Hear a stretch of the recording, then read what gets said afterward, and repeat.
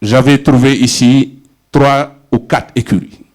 On m'avait dit, Tyson, pour que tu sois un champion, il faut que tu sois déjà dans l'écurie de Pékin. Je remercie en fait, au passage, mon aîné Pala. Il y avait l'écurie Pékin, l'écurie Fass, l'écurie Serer et l'écurie Walo. On m'avait dit, en fait, pour que tu sois un champion, il faut que forcément que tu sois dans ces écuries. C'est vrai, j'habitais à Pékin, j'ai vu en fait le travail qu'ils abattaient pour récupérer en fait des jeunes de notre génération à cette époque pour leur faire des champions. Mais moi, j'avais d'autres ambitions. Parce que j'avais créé en fait une philosophie, une énergie. Parce que je m'étais toujours dit que Boul Falé n'a jamais été une écurie pour moi. Mais c'est une philosophie de la vie.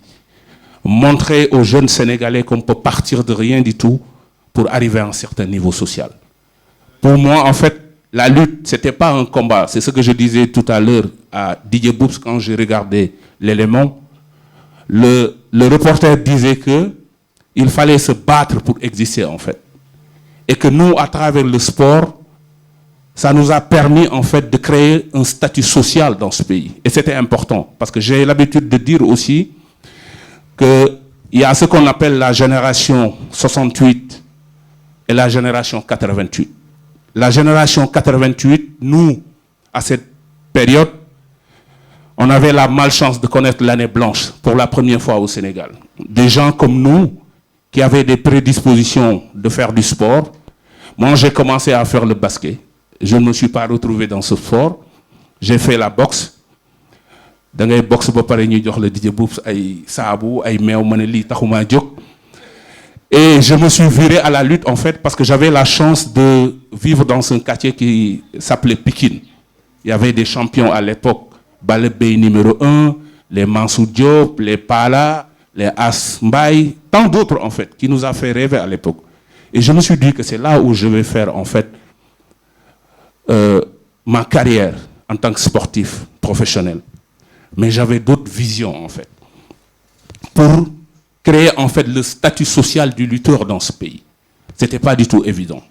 Parce qu'aujourd'hui, comme j'ai dit en Wolof tout à l'heure, on disait à l'époque, un lutteur, c'était un moins que rien, c'était un repris de la justice, c'était quelqu'un qui a échoué à l'école, c'est quelqu'un qui, peut-être, n'avait pas choisi de faire un métier. Et être lutteur, c'était mal vu à l'époque. Et on s'est battu à travers cette énergie, à travers, en fait, cette écurie qui s'appelait Boul Falé.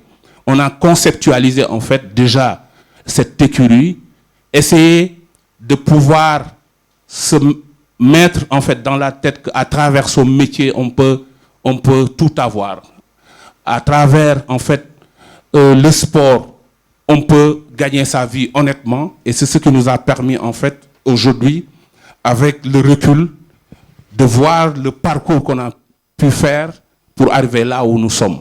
Et je pense que c'est l'occasion, en fait, de rendre un véritable hommage par rapport à mes jeunes frères, que ce soit les champions d'aujourd'hui, de la génération de Modulo, Balagay, Emerson, tant d'autres, et la nouvelle génération, que ce soit Sathies et les champions qui sont là, et de leur dire que, en fait, aujourd'hui, comme je l'avais dit, c'est un legs qu'on les a laissés, c'est à eux, en fait, de bien remplir, en fait, ce contrat moral sportif et faire rêver encore une fois de plus la population sénégalaise pour que la lutte soit exportée. Et c'est possible. C'est pour cela qu'on est là, en fait, pour soutenir ce projet. C'est pour cela qu'on est là, en fait, pour ne pas rater, en fait, ce train de l'histoire, pour qu'aujourd'hui, la lutte puisse être un contenu sportif valable comme tous les autres sports à travers les télévisions du monde. Je vous remercie.